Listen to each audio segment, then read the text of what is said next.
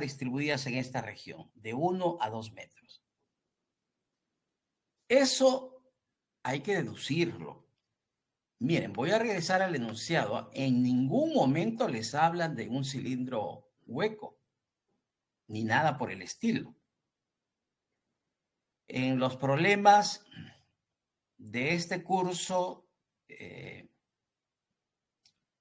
no esperen toda la información detallada.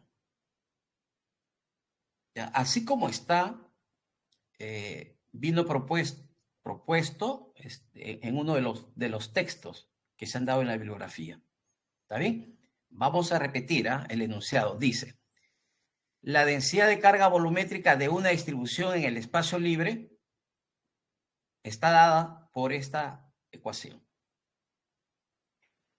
Aplicando la ley de Gauss, calcular la densidad de flujo eléctrico y la intensidad de campo eléctrico como funciones de la distancia radial ρ en los siguientes casos. Primero, para puntos ρ menores que 1 metro. Segundo, para puntos ρ de 1 a 2 metros. Y tercero, para puntos ρ mayores que 2 metros. Y para los 3 casos les piden hacer obligatoriamente el dibujo respectivo. Al final piden hacer la gráfica de cómo varía la magnitud de la densidad de flujo eléctrico en función de esta distancia radial ρ. Ojo con ese dato también, ¿no? ρ es la distancia radial. ¿De acuerdo? Bien.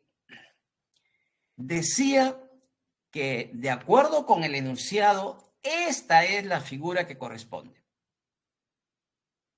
¿Ya? La figura correspondiente al enunciado, ¿ya? La figura correspondiente al enunciado es la que se está mostrando. Ahí tenemos el cilindro lo suficientemente largo, porque tampoco nos dicen que el cilindro o esa carga tiene una determinada longitud. Entonces, esta es una distribución cilíndrica lo suficientemente largo. Por eso es que acá van los puntos suspensivos. ¿De acuerdo? Bien. Vamos a los cálculos. Primero me piden calcular la densidad de flujo eléctrico, se refiere al vector D, y luego la intensidad de campo eléctrico, se refiere al vector E, como funciones de la distancia radial ρ, para puntos menores que 1 metro. Aplicar la ley de Gauss. Eso es lo que me dicen. ¿De acuerdo? Hay que aplicar la ley de Gauss. Acá en la figura se está mostrando la sección transversal del cilindro. Por eso es que aparece este dibujo. La ley de Gauss en función de la densidad de flujo está dado por esta expresión. Está acá en el recuadro. Es la ley de Gauss en función del vector D. Porque también yo puedo escribir la ley de Gauss en función del vector E, del vector campo eléctrico. También se puede escribir de esa forma, pero en función del vector D es esta ecuación, que es conocida. Se cumple entonces por la ley de Gauss que la integral cerrada de superficie del producto escalar del vector D con el vector diferencial de superficie es igual a la carga libre. Pero esa carga libre es la carga libre neta encerrada por la superficie gaussiana. Por eso es que se tiene que trazar la superficie gaussiana para poder aplicar esta ecuación. Como en este caso los puntos son menores que 1 metro, miren acá en el dibujo, la superficie gaussiana estaría acá en el interior. Acá tenemos los puntos ρ menores que 1 metro. Y si vemos acá este dibujo, la carga encerrada por esta superficie gaussiana, en este caso, va a ser 0. Mejor dicho, no hay carga encerrada por la superficie gaussiana. Ojo que esta es mi superficie gaussiana para puntos menores que 1 metro. Y basta ver acá en el dibujo. Acá, en el interior, no hay carga. Carga igual a 0. Cuando la carga es igual a 0, la carga libre o carga en los conductores, cuando esta carga es igual a 0, entonces el campo eléctrico, el vector campo eléctrico y el vector D también son iguales a 0. Si esta carga es 0, no tenemos vector campo eléctrico ni vector densidad de flujo eléctrico. Esta es la respuesta entonces para este primer caso. ¿De acuerdo? Acá tenemos entonces ya la primera respuesta. Listo. Entonces ya tengo acá el vector D y el vector E para puntos menores que 1 metro. En la segunda pregunta nos piden lo mismo, ¿no? Calcular el vector D y el vector E para puntos que están en esta región. Entre 1 metro y 2 metros. Entonces, viendo acá el dibujo, miren acá la parte izquierda. Entonces, en este caso se refiere a esta región. Esto que está acá sombreado. En esa región. ¿Cuánto vale el vector D y cuánto vale el vector E en esta región? Por lo tanto, yo debo trazar la superficie gaussiana en puntos de dicha región, mayores que 1 metro, pero menores que 2. Ahí está la superficie gaussiana. Y lo que tengo que hacer es calcular esa carga libre encerrada por la superficie gaussiana. En este caso, esta es la superficie gaussiana. Y acá, miren, queda encerrado este conductor interior. Por lo tanto, aquí si hay carga libre, hay que calcular esta carga libre. Para calcular esa carga libre, ¿no? Esa carga Q, hay que calcularlo. ¿Ya? Entonces, hay que calcular a continuación la carga Q. ¿Ya? Listo. ¿Cuánto vale esta carga Q? Eso es lo que necesitamos calcular a continuación. Para calcular esa carga, pueden utilizar la ecuación más conocida, ¿no? Integral de la densidad volumétrica de carga, ρ, por el diferencial de volumen. Esta es la ecuación bastante conocida para hallar la carga, ¿no? Entonces acá tengo integral de ρ por diferencial de volumen.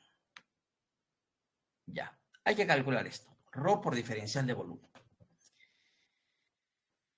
Eso es lo que aparece aquí, miren, acá, en esta ecuación. Acá se ha reemplazado la densidad de carga volumétrica, miren, entre 1 y 2. Regresemos al enunciado inicial. En el enunciado inicial, miren, acá está, en la región entre 1 y 2 metros, la densidad de carga vale 12. Acá está, vale 12, 12 ρ.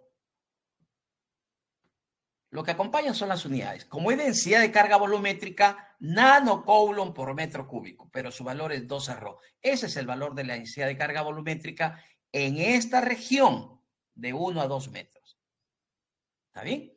Y como estamos calculando el valor del vector D para puntos de esa región, entonces la densidad de carga volumétrica se reemplaza. Miren, acá está, 2R. ¿Se dan cuenta? Aquí se está reemplazando, 2R. Y va multiplicado por el diferencial de volumen. Y tengo que ir a mis tablas para obtener el diferencial de volumen en el sistema cilíndrico. Y en el sistema cilíndrico, acá está, miren, el diferencial de volumen es ρ, diferencial de ρ, diferencial de phi, diferencial de z. Ese es el diferencial de volumen. Eso lo obtienen de las tablas para el sistema cilíndrico. Acá evalúan la integral y obtenemos la carga encerrada por esta superficie gaussiana, esta que está acá con línea punteada, ¿de acuerdo? La carga encerrada por la superficie gaussiana, la carga libre o carga en los conductores, sería la que corresponde a este conductor interior, al cilindro interior. Bueno, evalúa la integral y calcula. Y para calcular el primer miembro de esta igualdad, mejor dicho, esta integral cerrada de superficie, hay que dibujar estos dos vectores, el vector D y el vector diferencial de superficie. Aquí se ha dibujado, miren, acá está el vector D y acá está el vector diferencial de superficie. El vector diferencial de superficie es perpendicular a la superficie, saliendo. Y para saber hacia dónde va dirigido el vector D, se tiene que saber qué signo tiene esta carga encerrada por la superficie gaussiana. Y eso se observa también del dato inicial. Miren, si a mí me dicen que la densidad de carga volumétrica vale 12ρ, ya se sobreentiende que es positivo, porque si no les hubieran dicho menos 12. Pero si acá les indican que la densidad de carga volumétrica para esta región, entre 1 y 2 metros, vale 12, es una carga positiva. Y si la carga es positiva, entonces, miren, el vector D y el vector campo están saliendo. Porque, repito, del análisis se deduce que esta carga de este conductor interior es positivo. Eso ustedes lo tienen que deducir a partir de los datos. Por eso es que se dibuja el vector D saliendo. Dado que el conductor es cilíndrico y la carga está distribuida a lo largo de todo el cilindro, entonces su dirección es radial. Radial saliente, porque es una carga positiva. En consecuencia, este producto escalar es igual al producto de sus módulos por el coseno del ángulo, que en este caso es 0, y el coseno de 0 es 1. Entonces, al final queda solamente el producto de estos módulos. D sale fuera del integral y lo único que tienen que integrar son los diferenciales de superficie. Y cuando se integran los diferenciales de superficie para esta superficie gaussiana, que tiene la forma de un cilindro, miren acá, esto que está con línea punteada es la superficie gaussiana. Y cuando yo integro los diferenciales de superficie para esa superficie gaussiana, obtengo la superficie de este cilindro, que es igual a la longitud de esta circunferencia, que sería 2πr por esta unidad de longitud. El cilindro es lo suficientemente largo, pero para aplicar la ley de Gauss, yo tengo que tomar una superficie gaussiana, que también es un cilindro, pero con una longitud L. ¿De acuerdo? Entonces, Cuando se hace la integración, por favor, esto debería saberse, me va a quedar acá 2πr por L. 2πr es la longitud de esta circunferencia y L es la longitud del cilindro. Lo que se está viendo aquí es la sección transversal, ¿de acuerdo? Pero ojo que aquí estamos anotando que la superficie gaussiana es un cilindro. Entonces, como la superficie gaussiana es un cilindro de radio ρ y longitud L, entonces la integral de los diferenciales de superficie es 2πr por L. Esas cositas ya se deben saber. Lo que queda aquí es despejar, pues, D. Acá está el resultado cuando se despeja D. Ya, comprueben este resultado. Pero como D es un vector, ya saben que todo vector es igual a su módulo. El resultado anterior es el módulo. 4 sobre ρ multiplicado por ρ al cubo menos 1 es el módulo.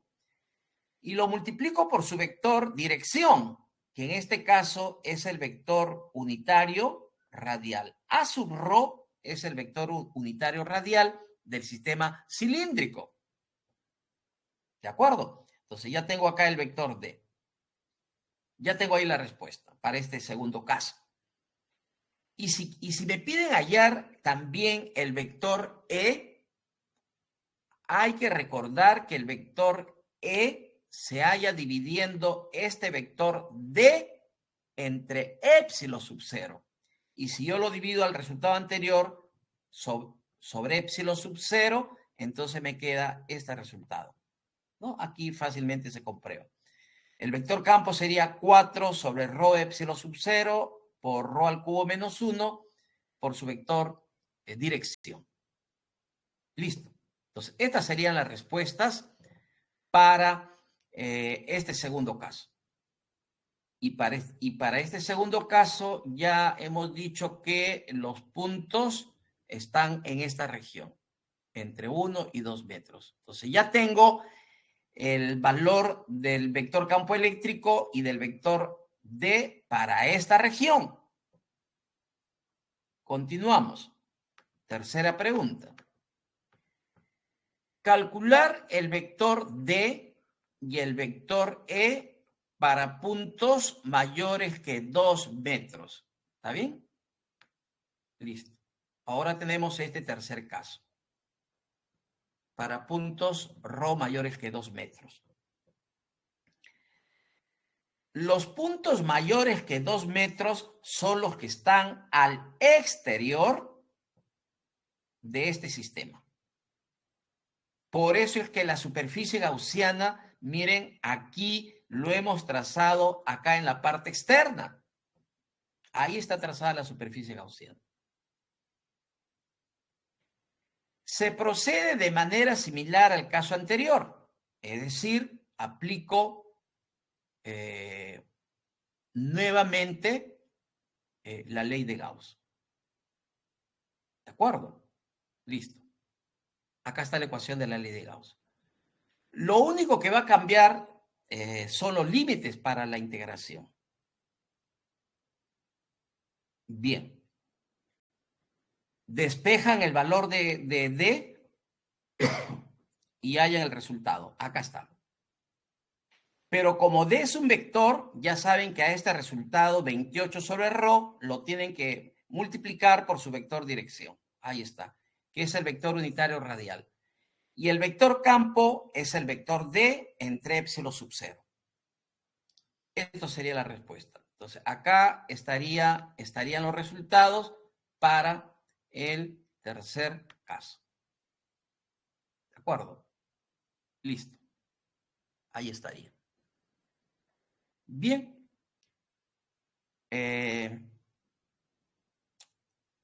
A continuación, nos están pidiendo hacer una gráfica de la magnitud del vector D, que es la densidad de flujo eléctrico, en función del radio ρ.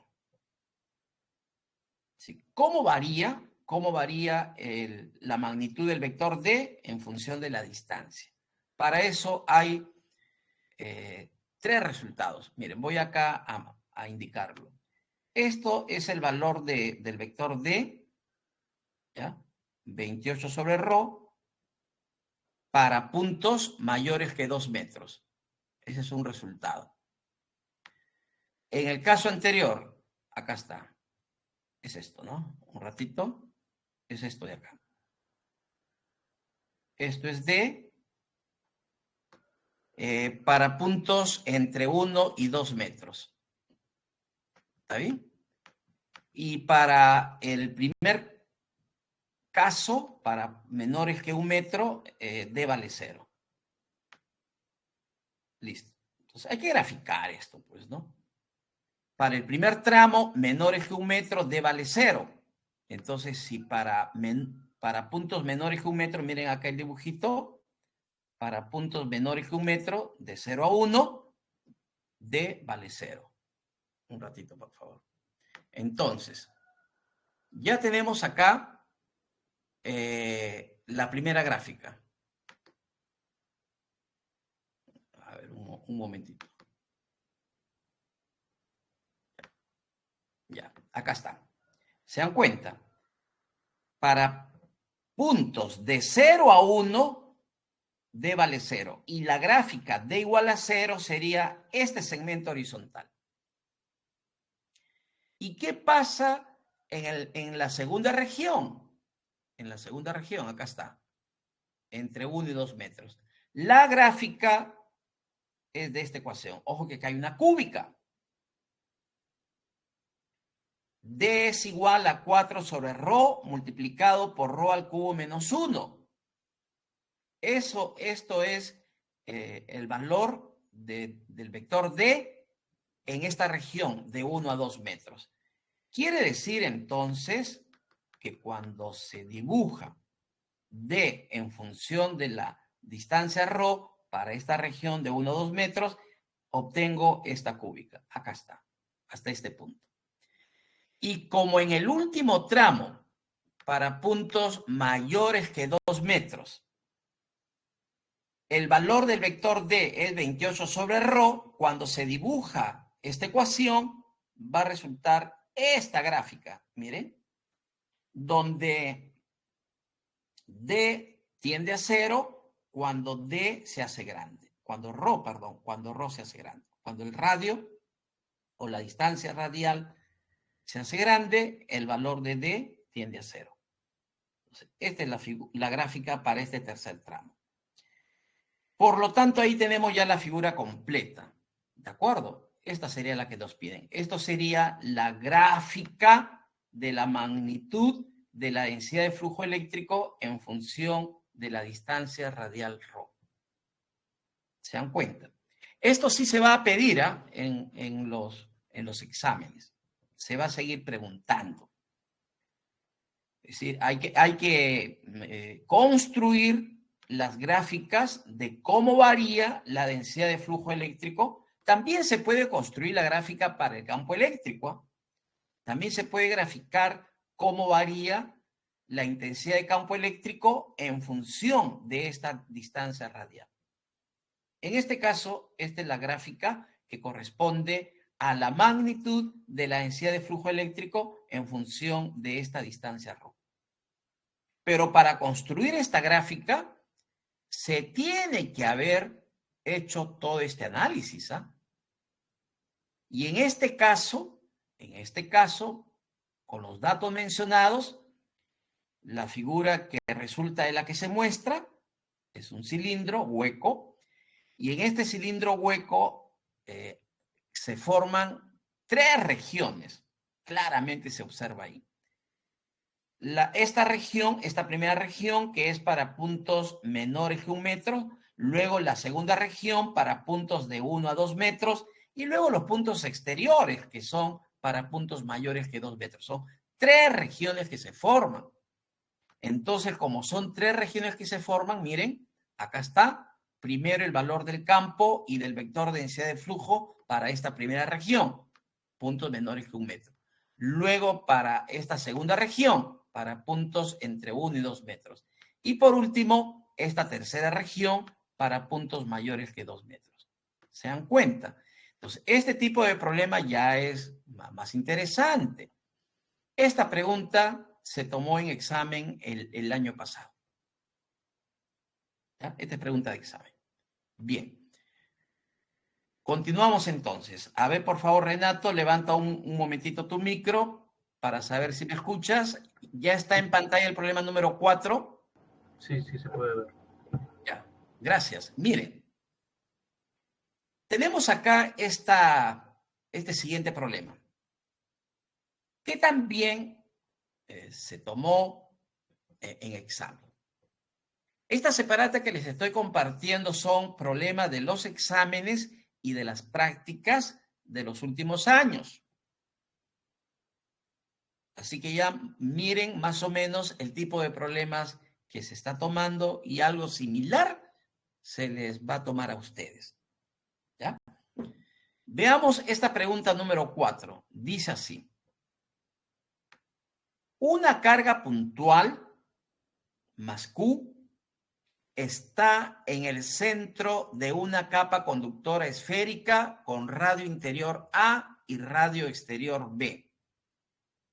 Determine la densidad de flujo eléctrico, vector D, la intensidad de campo eléctrico, vector E, y el potencial eléctrico como funciones de la distancia radial R. ¿Está bien?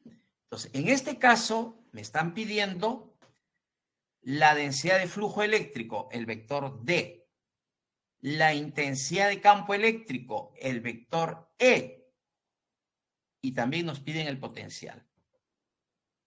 ¿De acuerdo? El potencial eléctrico. El potencial eléctrico también es una medida del efecto del campo eléctrico. El campo eléctrico se puede medir de dos formas. Bajo un criterio vectorial, pero también se puede medir el efecto del campo bajo un criterio escalar. Cuando se mide el efecto del campo eléctrico bajo un criterio vectorial, ahí se va a hablar del vector E, del vector D. Son medidas vectoriales del campo eléctrico. Pero si yo lo mido bajo un criterio escalar, ahí se va a hablar de potencial eléctrico y se va a hablar de energía electrostática. Pero todas esas cantidades están relacionadas al campo eléctrico.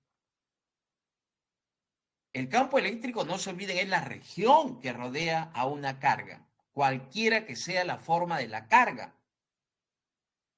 La carga puede ser un alambre, un hilo. La carga también puede ser un cilindro.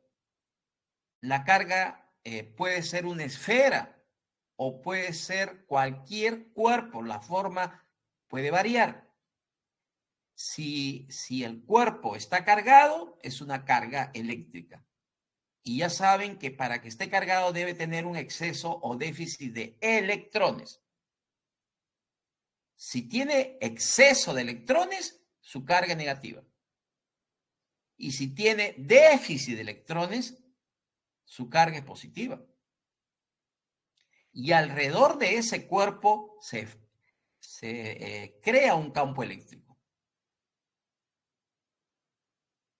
Y ese campo yo lo puedo medir. Cuando se mide el campo eléctrico, ahí se utiliza pues la intensidad de campo eléctrico, el vector E, la densidad de flujo, el potencial, la energía electrostática, etc. Esas son cantidades asociadas al campo eléctrico. Eso tiene que estar claro, por favor. Miren este caso, ¿no? Se tiene una carga puntual más Q, positiva. que está en el centro de una capa conductora esférica con radio interior A y radio exterior B. Como les van a pedir primero hacer el dibujo respectivo, ahí tenemos el dibujo. Miren, acá está la carga al interior. Ya se sobreentiende que es positiva. Y luego tenemos acá una capa conductora que tiene un radio interior A y un radio exterior B. Esto corresponde a una capa conductora esférica. También le llaman cascarón esférico. Entonces tengo un cascarón esférico de radio interior A y radio exterior B. Pero al interior de este cascarón esférico, en el centro, se tiene una carga puntual. ¿Ya? El cascarón es conductor, pero acá en el centro se tiene una carga puntual. Bien, esa sería la figura. La pregunta acá, las preguntas que nos hacen es determinar la densidad de flujo eléctrico, vector D, la intensidad de campo eléctrico y luego el potencial. Como funciones de la distancia radial R, y ahí está el camino a seguir. Lo que nos piden tiene que estar en función de la distancia radial R. En este caso se trata del sistema esférico. Hay que trabajar en el sistema esférico. Me piden estos tres para estos casos. Para puntos R mayores que B. Se entiende, puntos exteriores a la capa conductora esférica, al cascarón esférico. ¿Cuánto vale el vector D, el vector E y el potencial para puntos exteriores? Es decir, cuando R es mayor que B. Hacer el dibujo. Siguiente pregunta. Calcular esos tres, pero para puntos mayores que A y menores que B. Y en la tercera pregunta, calcular el vector D, el vector E y el potencial para puntos R menores que A. Y miren acá al final. Hacer dos gráficas. La primera gráfica que nos piden es la gráfica para la magnitud del campo eléctrico en función de R. Y por último, la gráfica del potencial eléctrico en función de R. Listo. Esto también es pregunta de examen parcial, ¿no? En total, esta pregunta vale 10 puntos, ¿no? Pero a su vez, miren, tenemos 5 preguntas que hay que responder en este problema. Bien, entonces empezamos a explicar la resolución. Vamos a calcular primero el vector D, el vector E y el potencial en función de R para puntos exteriores. Listo. Es decir, cuando R es mayor que B. Acá se ha dibujado la superficie gaussiana que corresponde para este caso. Como son puntos exteriores, entonces la superficie gaussiana es la que se está mostrando, acá con línea punteada, de color celeste. Esa es nuestra superficie gaussiana. Aquí se está considerando un elemento diferencial de superficie de esta superficie gaussiana. Y ahí hay que dibujar el vector diferencial de superficie y el vector D, densidad de flujo eléctrico. Como se trata de una carga puntual positiva acá en el centro, entonces la carga puntual positiva crea un campo eléctrico que sale de dicha carga. Por eso es que el vector D está saliendo. Esa es la razón por la cual se dibuja de esa manera. Pero el vector D está saliendo en forma radial porque se trata de una carga puntual positiva. Pero si la carga ya no es positiva, este vector ya no puede dibujarse en esa forma. Así que hay que tener cuidado. No siempre el vector D estará saliendo. No siempre. Solamente cuando se trata aquí de una carga positiva al interior de la superficie gaussiana. Y como es una carga positiva, una carga puntual, perdón, entonces acá es radial saliente. Está saliendo en forma radial. Bien. Para resolver el problema, en este caso, se recomienda aplicar ley de Gauss. Si no les dicen nada, elijan la ley de Gauss para resolver. Aplicar Gauss es el método más sencillo, pero recuerden que Gauss se aplica bajo determinadas condiciones. No siempre se va a poder aplicar Gauss. Gauss se aplica cuando hay simetría en la figura. Y simetría en la figura significa, por ejemplo, que tenemos cargas esféricas o tenemos cargas puntuales o tenemos, por ejemplo, hilos infinitos, alambres, eso que similares a los cables de la línea de transmisión. Esos cables de las líneas de transmisión se consideran hilos infinitos. Si fuera ese caso, yo puedo aplicar Gauss para resolver problemas relacionados con cables de línea de transmisión. Pero si las cargas son esféricas, también se puede aplicar Gauss. Si se trata de cilindros infinitos, también es posible aplicar Gauss. Eso se hizo en el problema anterior. Un cilindro lo suficientemente extenso se considera un cilindro infinito y ahí puedo aplicar Gauss. De la misma forma, se puede aplicar Gauss cuando se trata de planos infinitos. Bien, acá tenemos la ecuación de Gauss, conocidísima, pues, ¿no? La que está acá en el recuadro, ya es conocida. ¿De acuerdo? Esto tienen que calcularlo. Cuando se desarrolla esta integral cerrada de superficie, para el caso de cargas esféricas, de cargas puntuales, queda esto. D por 4πr cuadrado. Donde 4πr cuadrado es la integral de los diferenciales de superficie para una superficie gaussiana, que en este caso corresponde a una esfera de radio R. Si yo calculo la integral de los diferenciales de superficie para este caso, me va a dar la superficie de esta esfera. Y la superficie de la esfera es 4πr cuadrado. ¿Ya? Listo. ¿Y qué pasa con la carga neta encerrada por la superficie gaussiana? La superficie gaussiana es esta de acá. La que está con línea punteada de color celeste. Y la carga encerrada por esta superficie gaussiana, en este caso sería esta carga puntual. Por eso que aquí se ha reemplazado solo por Q. No hay más. Cuidado con este problema, porque acá solamente me dicen que esto es la carga puntual, lo que está en el centro. Este otro es un cascarón esférico, pero no nos dicen que está cargado. La carga solamente de esta carga puntual. Entonces, repito, la carga neta en este caso solamente sería la carga puntual. Bueno, despejan D y listo. Como ven, aplicar Gauss es resolver rapidísimo lo que nos piden.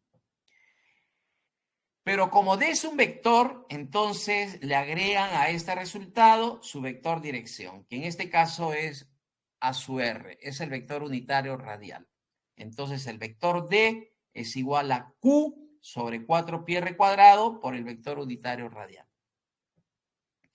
Y para hallar el vector campo, ya saben, la relación, acá está indicado, el vector campo es vector D entre epsilon sub 0. Para el vacío, entonces al resultado anterior lo dividen entre epsilon sub 0 y listo. Acá tienen el resultado para el vector E, que también tiene dirección radial. Entonces ya tengo el vector campo. A ver, un momentito. Entonces, acá acá tengo el vector campo eléctrico, ¿sí? Ya está. Aquí está el vector campo eléctrico. Es un vector radial saliente. De igual forma, ya tengo el vector de densidad de flujo eléctrico. Listo, acá también. Ahí está. Es un vector similar, ¿no? Paralelo, ¿no? El vector D y el vector E son paralelos.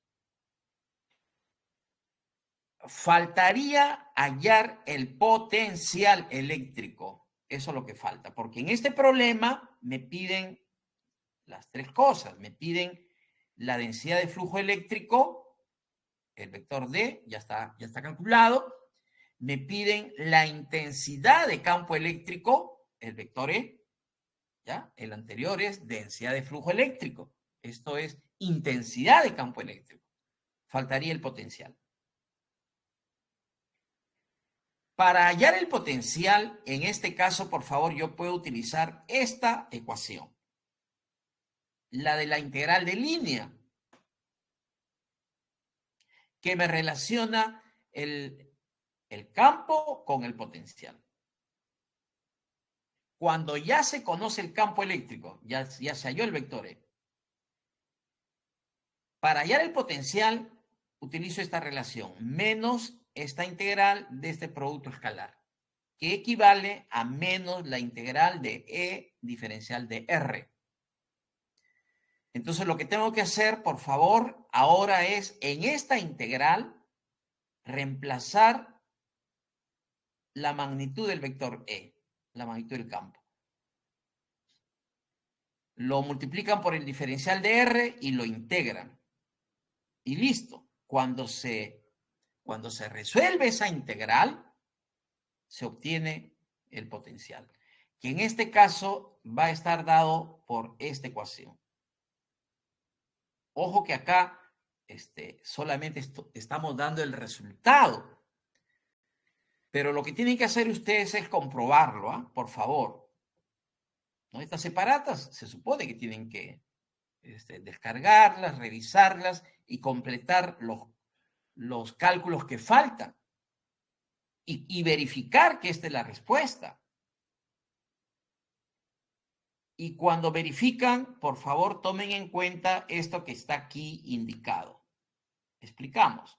Miren, esto que está acá indicado en ese asterisco, hay que tomarlo en cuenta. Dice, recuerde que cuando se integra una integral indefinida, como es el caso de acá, del potencial, esto es una integral indefinida. Entonces, cuando se integra una integral indefinida, recuerden que en el resultado debe aparecer una constante. Ahora lo que hay que hacer es hallar esa constante. Hay que calcularle esa constante. Y para calcular esa constante que resulta de la integral indefinida, se aplica lo que se llama condición de frontera. Que para este caso, en este caso, la condición de frontera que se va a aplicar es la que corresponde al infinito. ¿Qué sabemos nosotros? Que para el caso del infinito, el potencial eléctrico es igual a 0. ¿De acuerdo? Eso ya deben tenerlo en cuenta siempre, ¿eh? Siempre, no solo para este curso. En el infinito, el potencial eléctrico es igual a 0. Como el infinito está ya muy lejos, entonces el efecto del campo es despreciable, el efecto del campo eléctrico. Por eso es que para el infinito se considera que el potencial eléctrico es igual a 0. En el infinito. También se cumple que para Tierra su potencial es 0. También se demuestra eso. El potencial es 0 entonces en el infinito y para el caso de Tierra. Eso se llaman condiciones de frontera. Algunas de estas condiciones ya se conocen. Eso ustedes tienen que saberlo y utilizarlo cuando sea necesario. Otras condiciones les van a dar en los problemas, pero el caso del infinito no les van a dar, pues, porque eso ya se sabe, que para el infinito el potencial eléctrico es igual a cero. Y para tierra el potencial también es cero. Cuando se aplican esas condiciones, se hallan las constantes que aparecen cuando se hace una integración de una integral indefinida. Bueno, en este caso, la constante va a resultar cero, pero tienen que demostrarlo. ¿Eh? Acá solamente está indicado lo que ustedes tienen que hacer. Por eso que en el resultado solamente queda esto, ¿eh? Que el potencial es Q sobre 4pi epsilon sub 0 R. Nada más, solo queda esto. Pero demuéstrenlo, por favor, ¿ya? Después de la integración, tienen que obtener finalmente este resultado. Bien, entonces, ya tenemos ahí los cálculos para este primer caso. El vector D, el vector E y el potencial en función de R para puntos exteriores a la capa conductora esférica. Para puntos exteriores. Entonces, para puntos exteriores, acá están, por favor, tengo el vector D, el vector E y el potencial. ¿De acuerdo? A ver, Renato, por favor, levanta tu micro. Sí, profesor, bueno. Ya, listo. Quería saber si me escuchabas, ¿ya? Continuemos. Miren, por favor.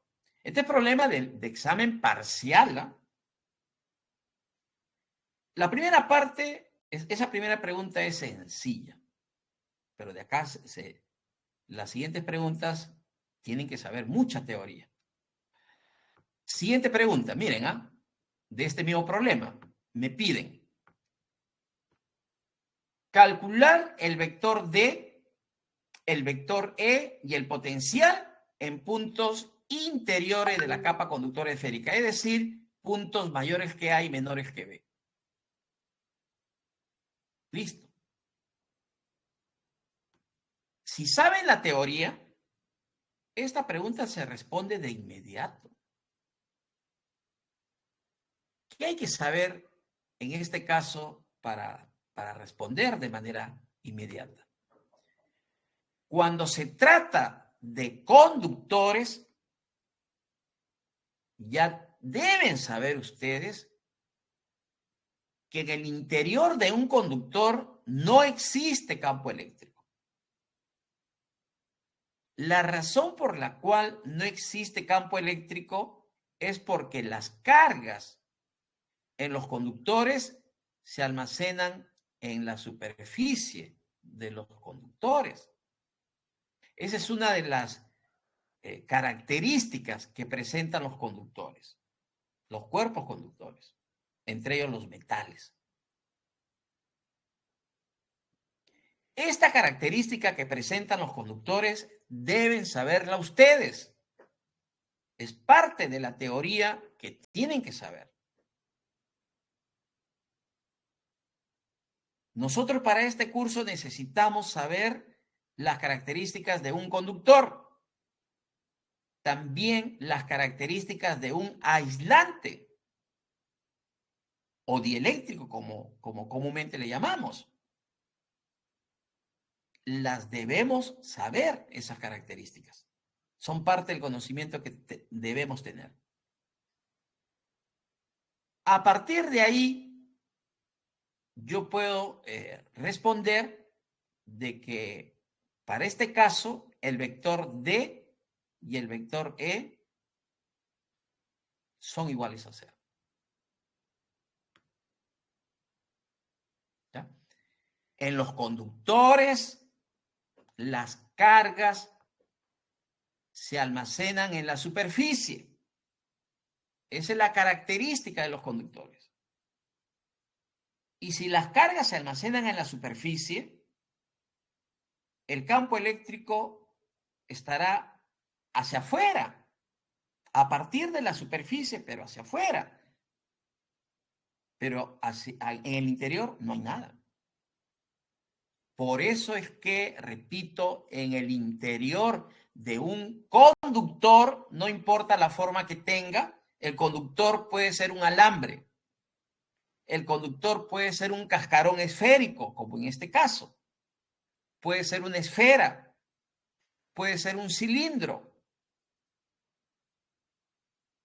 Cualquiera que sea el conductor, en su interior no existe campo eléctrico. El vector E es igual a 0 y por supuesto que el vector D también es igual a 0. Para comprobar esos resultados, pueden aplicar la ley de Gauss. Aplican la ley de Gauss y van a demostrar que estos dos, E y D, son 0. Si tienen alguna duda, pero si ya saben la teoría, directamente responden. Pero además, en este caso, les piden el potencial eléctrico, no solamente el vector D y el vector E, sino el potencial. En este caso, se va a demostrar que sí hay potencial y que viene dado por esta expresión. Para llegar a este resultado, por favor, también necesitamos nuestros conocimientos teóricos. Y en este caso necesitamos analizar qué ocurre con este cascarón esférico, qué ocurre cuando en el interior, acá en el centro, mejor dicho, cuando en el centro se coloque esta carga puntual. Algo tendrá que ocurrir.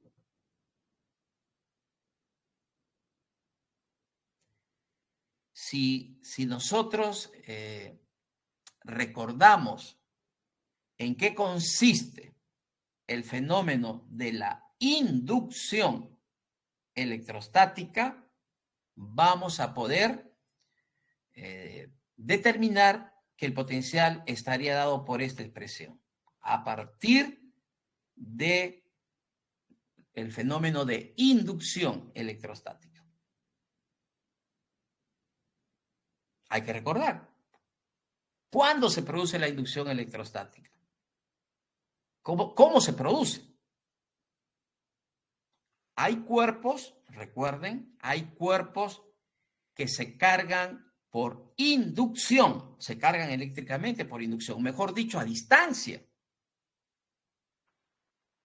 La forma más conocida cómo se cargan los cuerpos, cómo se electrizan los cuerpos, es por frotamiento. Y eso se sabe, pues, hace miles de años, desde la época de los griegos. Si se frota, por ejemplo, una varilla de plástico con lana, se electrizan los dos. Uno positivamente, el otro negativamente. Esa forma de electrizar los cuerpos, de cargar los cuerpos, es por frotamiento.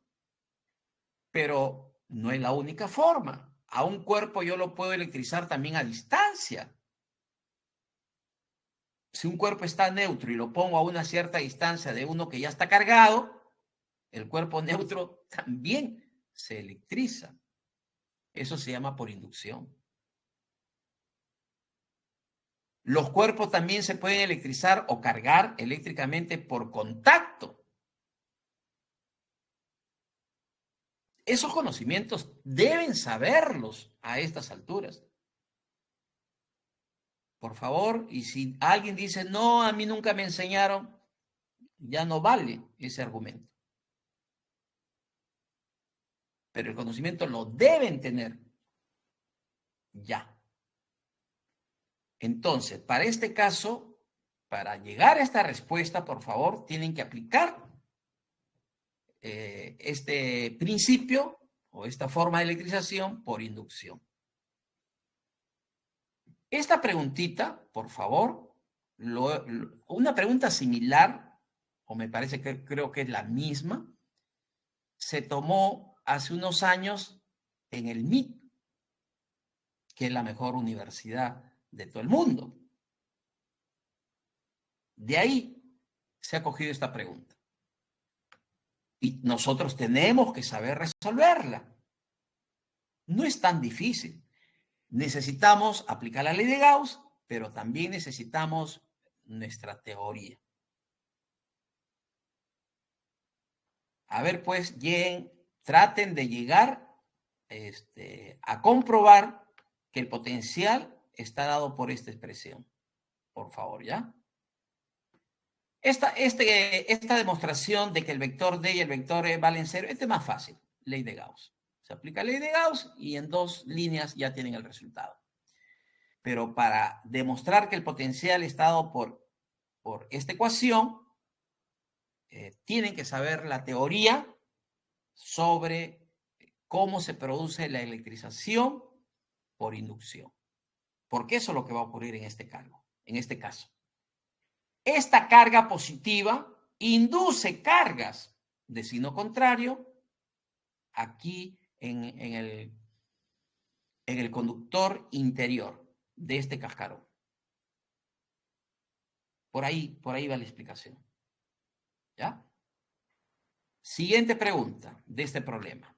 Dice, calcular el vector D, el vector E y el potencial, nuevamente en funciones de R, para puntos interiores de la capa conductora esférica del radio interior A, es decir, para puntos entre 0 y A. ¿De acuerdo? Listo. Entonces, quiero hallar nuevamente el vector D, el vector E y el potencial para puntos menores que A. Listo. A es este radio interior del cascarón esférico. Listo. Para resolver, nuevamente, aplico ley de Gauss. Para eso, miren, se ha trazado una superficie gaussiana, pero ahora la superficie gaussiana estaría acá.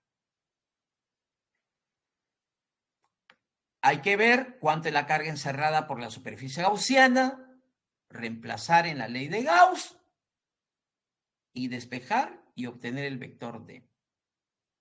Acá tienen el resultado y el procedimiento es similar al que aplicamos acá en el primer caso. Acá. Similar.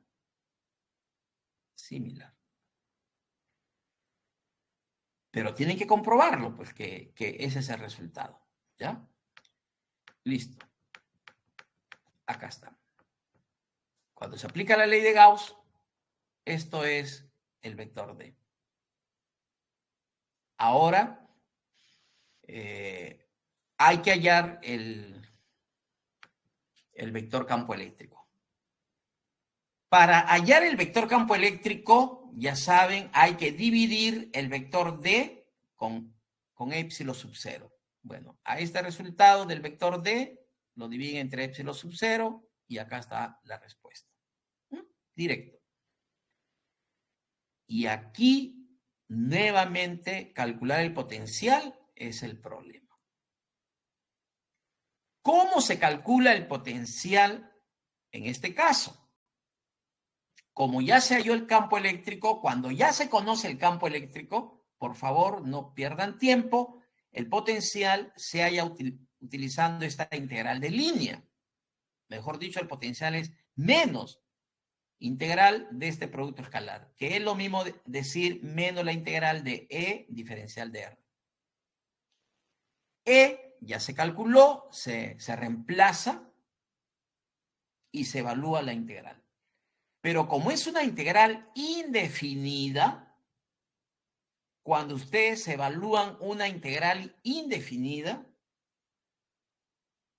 aparecen constantes en el resultado. Y esas constantes hay que hallarlas. No se puede dejar el resultado así en función de las constantes. Hay que hallar las constantes. Y para hallar las constantes, tienen que aplicar las condiciones de frontera respectivas. Y las condiciones de frontera son las condiciones en el contorno. A veces les dan en el problema, a veces no. Ustedes lo tienen que determinar. Y para este caso, miren, esta es la figura. Esta es la figura. Un contorno sería este conductor interior. Ese es un contorno. Otro contorno sería el conductor exterior. Esos son los contornos. Las fronteras, mejor dicho. Entonces, a partir de ahí, usted determina las constantes. Y miren este resultado de acá. Voy a marcarlo. En este resultado ya no van a resultar las constantes cero. Cuidado, algunos piensan que siempre las constantes van a salir cero. Eso no siempre. Miren ahora este resultado para el potencial. Ahí está el potencial. Miren, aparece acá 1 sobre B, 1 sobre A. Esos son los valores de las constantes. Y las constantes se tienen que determinar aplicando las condiciones de frontera. Si les dan en el problema esas condiciones, excelente. Pero si no les dan, ustedes tienen que determinarlo a partir de los datos. Y cuando sea necesario, utilizan la condición de frontera, que para el caso del infinito, el potencial es cero. Pero eso lo utilizarán, por ejemplo, aquí, en este primer caso, porque van a analizar la parte externa. Si yo analizo la parte externa, mejor dicho, fuera del cascarón, una frontera es el infinito, pues. Pero si yo analizo el interior, ya, pues la frontera no va a ser el infinito. Así que también tienen que tener cuidado. No siempre el infinito será una frontera, no siempre. Bien. Por favor, queda ahí también para que ustedes comprueben este resultado. Sería interesante que lo demuestren, por favor. ¿Ya? Ahí le estamos dando la respuesta. Y se le está indicando qué es lo que tienen que hacer. ¿Ya? Ahí dice bien claro. Para calcular el potencial eléctrico, se aplica la integral de línea. ¿Cuál es la integral de línea? Esta de aquí. Pero no va a ser suficiente la integral de línea. Como hay integrales indefinidas, entonces tienen que dar las constantes aplicando las condiciones de frontera. Ahí está el procedimiento a seguir. Por último, me piden hacer las gráficas primero de la magnitud del campo, ¿sí? En función de R, de la distancia R, que en este caso es el radio. Y la otra gráfica es del potencial en función de la distancia R. Y para obtener las gráficas, ustedes saben, pues hay que tener las ecuaciones. Si yo quiero hacer la gráfica del potencial en función de R, yo debo tener la ecuación del potencial en función de R. De la misma forma, si yo quiero hacer la gráfica de la magnitud del campo en función de R, yo debo tener la ecuación del campo para poder graficarla. Y eso es lo que se ha calculado anteriormente. Por ejemplo, miren, para esta primera región, ahí está, ¿no? Para puntos R mayores que B, para puntos R mayores que B, acá está la ecuación del campo. Hay que graficarlo. Miren, acá tengo R al cuadrado. R cuadrado está en el denominador. Pero ya ustedes saben cómo resulta esta gráfica de esta ecuación, donde la variable R está al cuadrado, pero en el denominador. Entonces, en ese caso, miren, ya acá está. Para puntos mayores que B. Es esta curva. Es esta curva, donde el valor del campo tiende a cero cuando R tiende al infinito. ¿Sí? Esta es la ecuación que hemos graficado. Q sobre 4 pi epsilon R cuadrado. Cuando se dibuja, sale esta curva. Pero eso es para puntos mayores que B. Para puntos entre A y B, cero. Cero sale el campo. Entonces, para puntos entre A y B, acá está, miren, para puntos entre A y B, el campo vale cero. Ahí está. Y en el otro, en la otra región, para puntos menores que A, acá está el campo. Q sobre 4pi epsilon sub 0 R cuadrado. Esto hay que graficarlo, ¿sí? Entonces, cuando ustedes grafican esa función, va a salir esta curva. Listo. Entonces, ya tengo acá la gráfica de la magnitud del campo, es decir, de cómo varía el campo eléctrico en función de la distancia. Y esta otra gráfica es de cómo varía el potencial en función de la distancia. Repito, este tipo de gráfica sí se les va a pedir que hagan de manera obligatoria. Listo. Entonces ya tenemos ahí respondida las preguntas de este problema. A ver, ¿cuántas preguntas son? Ahí están. Todas las preguntas respondidas. ¿De acuerdo? Entonces, continuamos con el siguiente problema. Las últimas preguntas eran las gráficas. Ahí están, las dos gráficas. Bien. A ver, por favor, levanta tu micro un ratito, Renato, y me confirma si ya está en pantalla el problema 5. Sí, profesor, se puede ver. Ya, muchas gracias. Miren, problema 5. Acá está. También pregunta de examen, ¿ah? Este es más sencillo. Miren, dice así. Dos conductores largos paralelos de una línea de transmisión CD, es corriente directa, están separados 2 metros y tienen densidad de carga lineal 5 microcoulomb por metro de signo opuesto. Ambas líneas están a 10 metros arriba del suelo. Se pide, primero, hacer la figura correspondiente. Segundo, calcular la intensidad de campo eléctrico y la densidad de flujo eléctrico a 5 metros directamente debajo de uno de los alambres, debido a dicha línea de transmisión CD. Y luego me piden calcular el potencial eléctrico a 5 metros directamente debajo de uno de los alambres. Bueno, primero la figura. Si bien es cierto que es una pregunta sencilla, bueno, sencilla para el que tiene el conocimiento necesario, ¿no? Decía que es una pregunta sencilla pero interesante, ¿ah? ¿Por qué? Porque ya nos están hablando de una línea de transmisión. Y mire, si bien es cierto, aquí me hablan que está formada por dos conductores, bueno, si nosotros sabemos cómo resolver un problema de una línea con dos conductores, lo que se llaman líneas monofásicas, cuando tengamos una línea de 3 conductores, una línea trifásica, también debemos resolverlo. ¿De acuerdo? Repito, si yo tengo el caso de una línea de 2 conductores y lo puedo resolver, cuando tengamos una línea de 3 conductores, también se puede resolver. Me dicen que esta línea de 2 conductores están separados 2 metros, ¿de acuerdo? Y están a 10 metros por encima del suelo. Entonces, miren, acá hemos hecho el dibujo, por supuesto, de la sección transversal de los alambres, porque esa es la que me interesa analizar. ¿De acuerdo? El dibujo lo hacen en el plano, pues, para que no se hagan tanto problema. Entonces, acá, miren, tenemos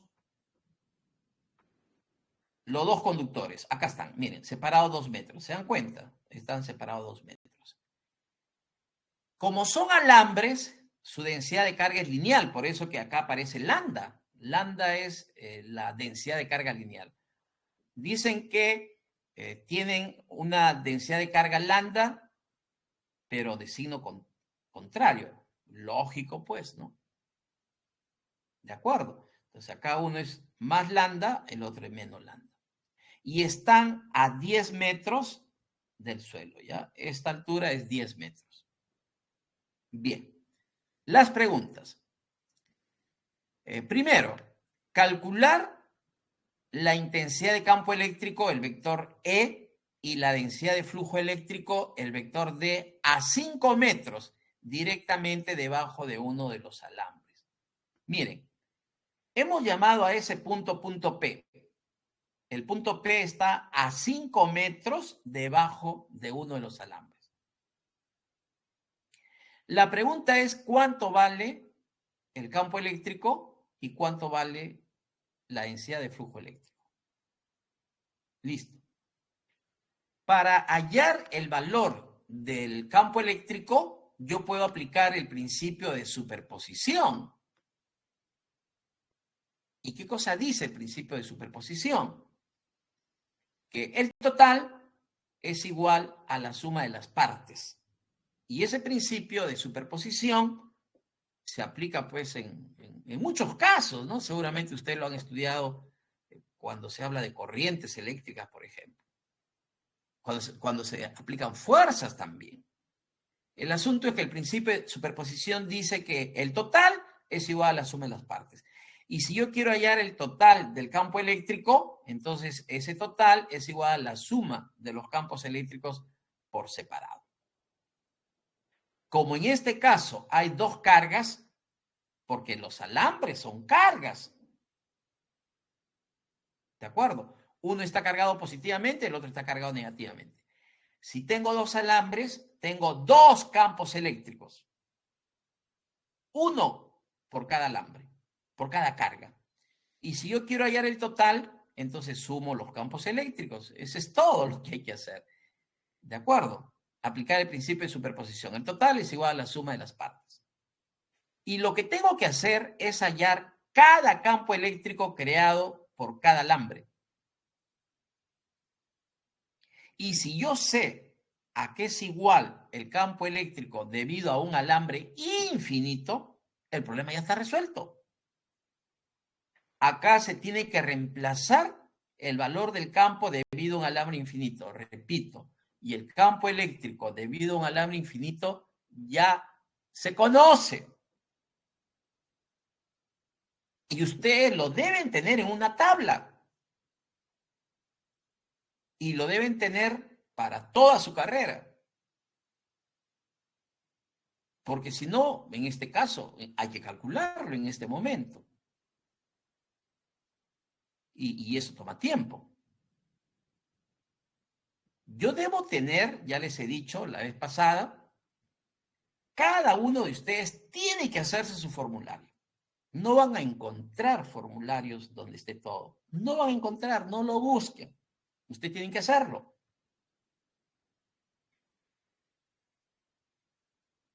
¿Qué ocurre en el caso de un alambre infinito? De densidad de carga lineal lambda. El valor del campo, miren, se halla, acá está, lambda sobre 2pi epsilon por R. Este 5 que aparece acá es la distancia, R. Lo que pasa que en este caso, para este alambre, al punto la distancia es 5, por eso acá dice 5, pero es acá sobre la distancia. Lambda sobre 2pi epsilon por la distancia. Esa es la formulita para hallar el campo eléctrico a una cierta distancia debido a un alambre infinito. Y un alambre infinito es un cable de una línea de transmisión. Solamente que en un caso, por ejemplo, la carga es positiva, entonces ¿qué hay que saber? Que si la carga es positiva, miren acá el dibujito, el vector campo está saliendo de la carga. Y saliendo de la carga en este caso es hacia abajo. Pero como la otra carga es negativa, el vector campo eléctrico está ingresando a la carga. Por eso es que el campo va en esta dirección. Eso lo tienen que saber. ¿De acuerdo? Entonces, cuando hayan el vector campo eléctrico, tienen que agregarle su vector dirección. Este es el vector dirección menos A sub Y para el caso del campo eléctrico 1. Pero para el caso del campo eléctrico 2, miren hacia dónde está dirigido. Ahí hay un ángulo. Bueno, tienen que ponerlo en función de ese ángulo. Esa es su dirección, su vector dirección. Pero acá todo es aplicar vectores. Ya lo hemos dicho también en la primera clase. El curso es 100% vectorial. Si no saben vectores a estas alturas, no van a aprobar el curso, pues, ¿no? Imposible. Entonces, aquí lo mínimo que hay que saber es vectores. Lo mínimo, aparte de integrar, derivar, etcétera, etcétera, etcétera. Entonces, acá solamente se ha colocado de manera directa los vectores campo para el conductor 1 y para el conductor 2, para el alambre 1 y para el alambre 2. Y luego se ha reemplazado en la ecuación 1, se suma y ya tienen el resultado. Acá está. Miren, este es el vector campo eléctrico debido a esa línea formada por dos conductores. Ahí está, este es el resultado. Compruébenlo que este es el resultado. Para hallar el vector D, ahora utilizan esta relación, pues conocidísima, ¿no? El vector D es igual a epsilon sub 0 por el vector campo. Esta relación es conocidísima. Entonces, al vector campo lo multiplican por epsilon y ya tienen el vector D. Hay que reemplazar el valor de epsilon sub 0, que es la permitividad del vacío. Y la permitividad del vacío es 8,85 por 10 a la menos 12. Lo reemplazan y por favor verifiquen que esta es la respuesta. Por supuesto que acá las unidades nanocoulomb por metro cuadrado. Y en el caso anterior, las unidades kilovoltios por metro. Verifiquen este resultado, ¿ya? Entonces ya tengo acá el valor del campo eléctrico y el valor de la densidad de flujo eléctrico. Y luego nos piden el potencial eléctrico. Miren, calcular el potencial. ¿Está bien? Calcular el potencial eléctrico. Listo. ¿De acuerdo?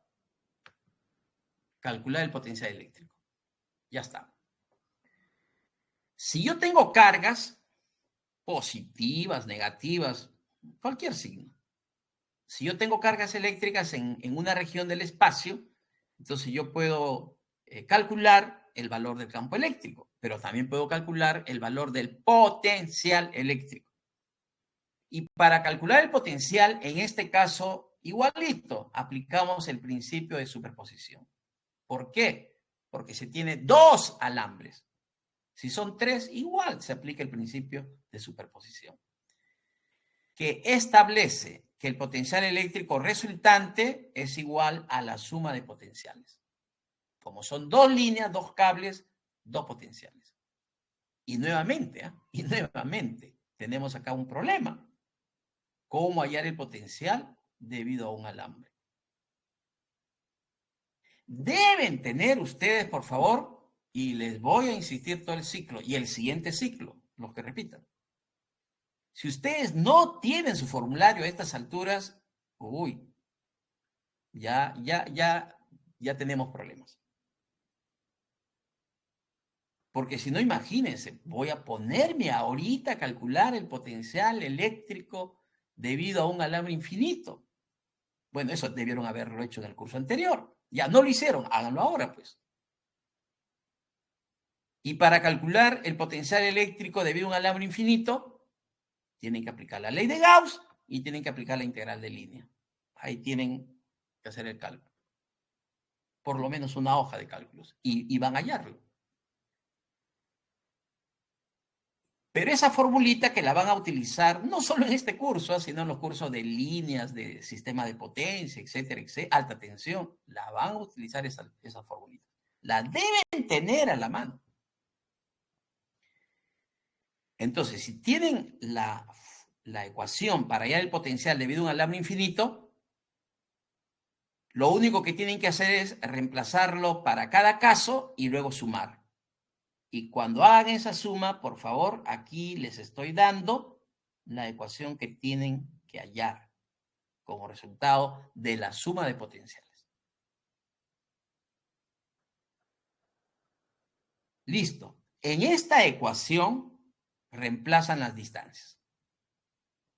porque las distancias son diferentes. Esas R que aparece ahí son distancias. ¿Ah? R1 sería, por ejemplo, 5 metros. Sería la distancia del alambre 1 al punto, 5 metros. Pero R2 sería la distancia de este segundo conductor a este punto, que ya no va a ser 5. Acá tendrán que aplicar Pitágoras. ¿De acuerdo? Entonces, esos valores acá de R1 y R2 lo reemplazan y hayan finalmente el potencial resultante, que en este caso debe salir 6,67 en kilovoltios o 6.600 voltios. ¿De acuerdo? Comprueben este resultado. Bien. Por favor, ya queda para que ustedes revisen este problemita número 6, que también se tomó en examen, que también es conocido. ¿De acuerdo? Revísenlo, acá está la resolución, acá nuevamente se tiene que aplicar el principio de superposición, ¿está bien? Para poder hallar el resultado, ¿ya? Bien, entonces con esto culminamos la separata de problemas resueltos sobre electrostática en el vacío. Bien. Vamos a regresar a la sala MIT. Voy a cortar ya la grabación. Un minutito, por favor.